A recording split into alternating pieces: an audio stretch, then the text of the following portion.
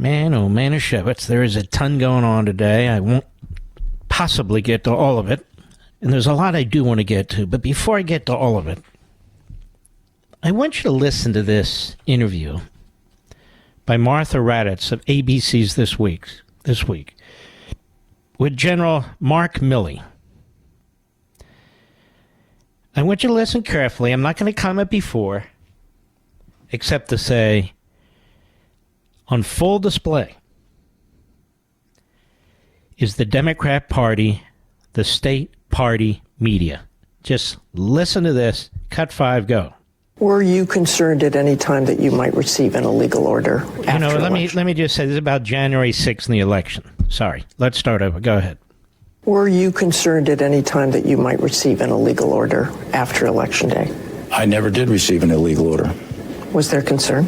Well, I argued the case at various times for alternative courses of action, never received an illegal order. You were in this building on January 6th. Mm-hmm. You saw what happened on January 6th. Mm-hmm. Are you nervous about that happening again? Can you honestly say you're not nervous about that happening again? No, I'm not nervous about it. No, I think that, first of all, I think... Do you worry about it? You will be long gone from the Pentagon. Yeah, no, I don't worry about a lot of things, Martha. I don't get nervous about a lot of things. I've seen a lot of combat, so I'm beyond that, actually. So, but I would tell you that the United States, the institutions of the United States are very strong and very resilient. I talked to... I want to clear this up. Sure. Okay, whatever words you use, worry, concern, but are you confident that that won't happen again? I am confident that the United States and the democracy of this country will prevail and the rule of law will prevail. I'm absolutely confident of that. And these institutions are built to be strong, resilient, and to adapt to the times. And I'm 100% confident we'll be fine. Isn't this amazing? I know you know, liberal. No, but it's even more than that. She wouldn't let him finish his thoughts. She was pressing him hard to give the answers that she insisted on. Because, I hate to say this in so many ways, but the man deserves credit. He was not going to accept her narrative. And he was in the Oval Office where Donald Trump offered 10,000 National Guardsmen to the Speaker of the House and to the mayor of Washington, D.C. And they said no. He was in there. The acting Secretary of State was in there. The Chief of Staff to the acting Secretary of State was in there. I think Mark Meadows was in there. All witnesses. The Inspector General of the Defense Department afterwards looked at it and wrote it up and said, yes, that's what he did. He offered them. And this is what gives the lie to so much of this. This is what gives the lie to so much of it. Now, I want to go back to Meet the Press. Donald Trump decided to go and meet the press, or Meet the Press, as I call it. And the new moderator is named Kristen Welker. You saw in one of the debates in 2020 as a moderator for NBC. So listen to this. Cut 1, go. I want to know what's in your head. When you go to bed at night, do you worry about going to jail? No, I don't, really. I don't even think about it. I'm built a little differently, I guess, because I have had people come up to me and say, how do you do it, sir? How do you do it?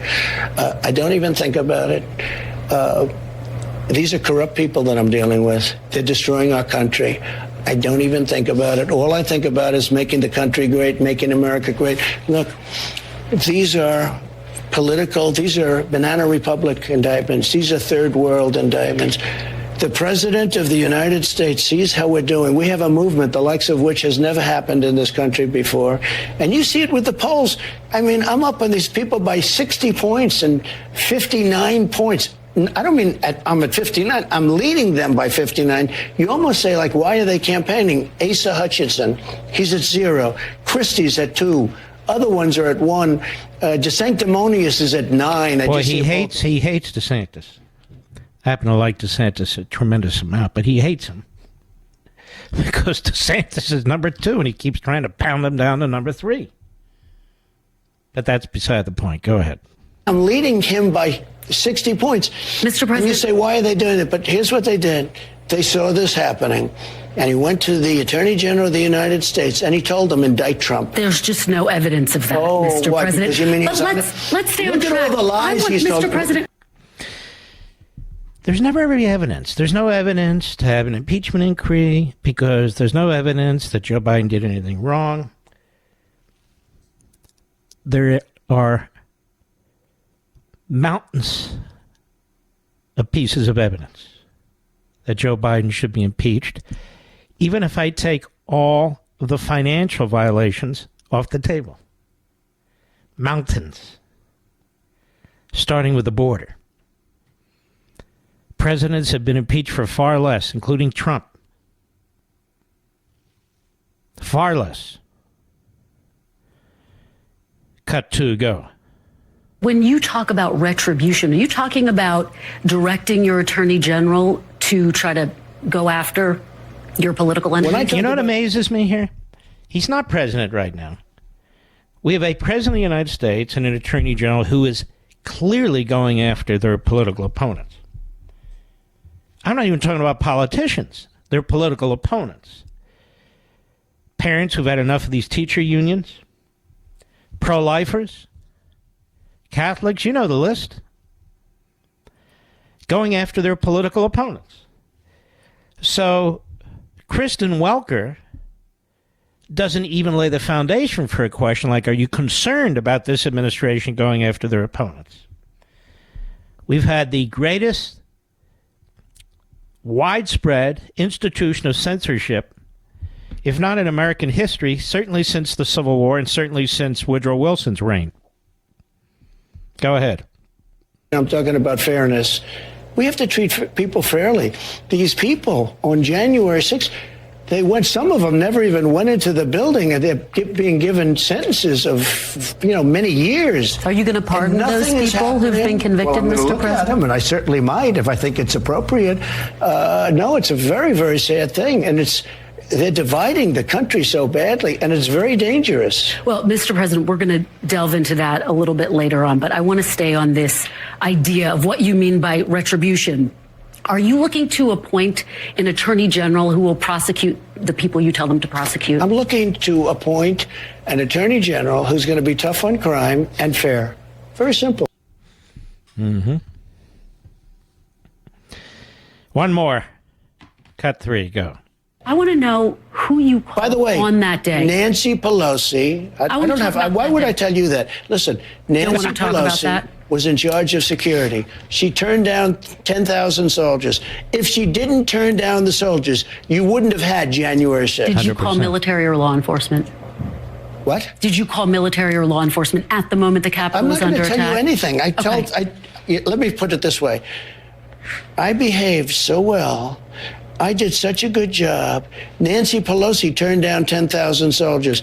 If she didn't do that, and now Nancy I understand. Pelosi doesn't have the authority that the you police have as testified commander-in-chief, though. Listen to me, Kristen. Listen to me. Stop a second. You see, I played Millie first for a reason. Because they're pushing propaganda. I'm playing this now for a reason. Nancy Pelosi doesn't have the power to call out the military. Remember when he was thinking about calling out the military when our streets were burning, when people were being murdered and maimed? Remember what the media said then? Remember what the general said then? The insurrection will be Trump's. Remember all that? When the White House was under attack? Because the generals weren't in any mood. And the Secretary of Defense had no intention of calling out the National Guard to stop any of this. Period. Now she wants to know why he didn't call out the National Guard or federal law enforcement on that day. She does not want to discuss that Nancy Pelosi turned down 10,000 troops, armed troops, who would have stopped everything. She doesn't have the power to call in, she says, the military. But the mayor of D.C. certainly had the power to call in more police. The FBI director doesn't need a directive from the President of the United States to send in more FBI. Go ahead. Understand that the police testified against her, the chief very strongly against her, Capitol Police, great people. They testified against her, and they burned all the evidence.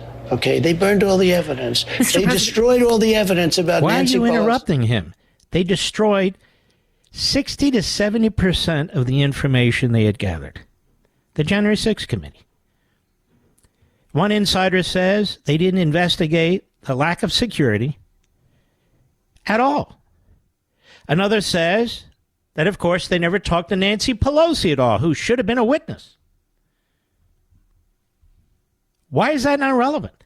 Go ahead. Say to people who wonder why you as commander-in-chief, you have authorities that Nancy Pelosi doesn't have as commander-in-chief. No, she has authority over the Why didn't you send help in that moment, though? Frankly, just so you imagine, hold on, can you imagine if he sent, at his direction, the military or the FBI to the Capitol? Wouldn't they have accused him, Mr. Producer, of sending them in there to help the insurrection?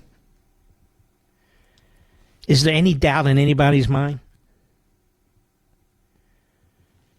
Go ahead. I assumed that she took care of it.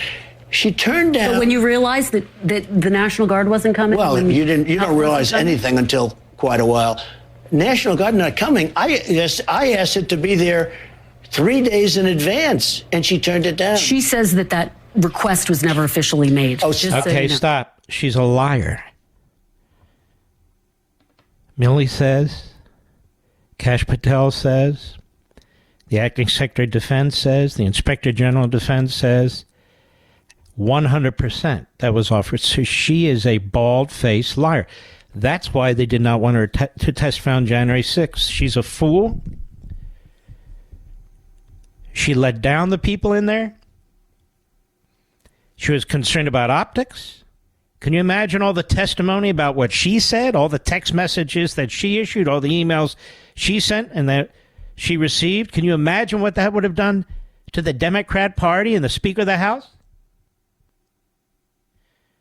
Destroyed them. Go ahead. Ask you about pardons, let me Mr. President. The mayor of D.C. gave us a letter saying that she turns it down. Okay, we have it. Nancy Pelosi also was asked, and she turned it down. The police commissioner I'm talking about Capitol the day Police, of wait a minute. Yep. Capitol Police said that he wanted it, and Nancy Pelosi wouldn't accept it. Let me ask you something, Walker. So why didn't Pelosi pick up the phone and call the president and then say, please send in the National Guard? Why didn't she do that? Trump is supposed to be sitting all the way down the other end of Pennsylvania Avenue, watching this on TV and order the military to go to the Capitol building.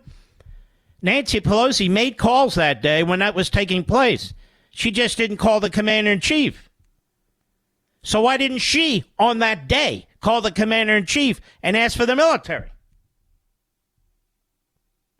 We'll never know. Now here's Nancy Pelosi on with Jonathan Capehart, who is a radical kook leftist who gets no ratings whatsoever on the weekends.